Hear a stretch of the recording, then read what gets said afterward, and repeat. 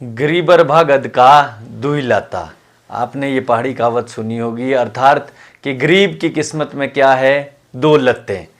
भारत में मैं गरीबी के कारण ढूंढ रहा था तो मुझे गरीब का एक अलग कारण नज़र आया। वो कारण था रिचार्ज भी डेटा वाला।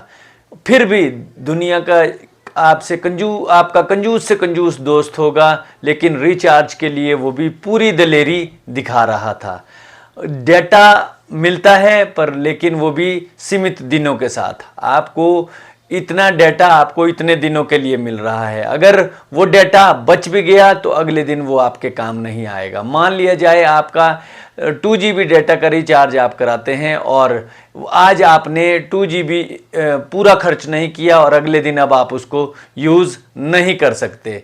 तो मैं अपनी बात करूंगा कि गरीबी का डेटा वाला रिचार्ज एक बहुत बड़ा कारण है हमारे देश में। मैं अपना रिचार्ज 3000 रुपये का कराता हूँ और पूरी साल में रिचार्ज करने के बाद अपना रिचार्ज, फिर डैड का रिचार्ज, मॉम का रिचार्ज और मेरी वाइफ का रिचार्ज और ऊपर से वाईफाई का रिचार्ज, इन सब का खर्चा अगर आप जोड़ेंगे और बीच में कई बार जो फ़ोन का जो रिचार्ज है वो डेटा है GB वाला वो ख़त्म हो जाता है और 22 रुपये का फिर आपको डेटा रिचार्ज करना होता है। अब आप समझिए कि 5 लोग अगर आपके डेटा चला रहे हैं तो 22 रुपये का रिचार्ज करेंगे तो लमसम में अगर इसको जोड़ेंगे तो 20,000 रुपये पर एनम, मतलब एक वर्ष में कम से कम आपका डेटा जो है वो 20,000 रुपये का खर्च हो रहा है।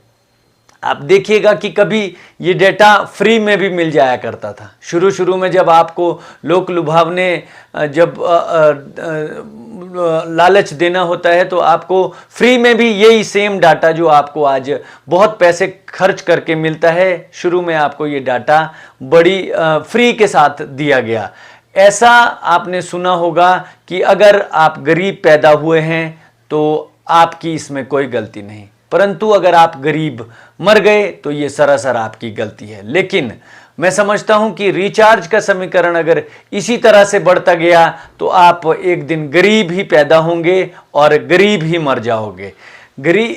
इस गरीबी की मुझे ऐसा लगता है कि गरीबी की ये बेइज्जती ही नहीं, गरीबी की तो ये बेइज्जती है ही है, ये इंसल्ट की भी बेइज्जती है। आप ये समझिए कि अगर आपको इसी तरह से कि डाटा का रिचार्ज करते रहना पड़ गया तो हमारा देश एक दिन फिर से गरीब हो जाएगा और मिडिल क्लास के जो लोग हैं वो इस डाटा के रिचार्ज से बहुत परेशान है। मेरा आप सभी से निवेदन है, हो सके तो इस डाटा के गणित को आप समझें और इसे सोच समझ कर यूज़ करें।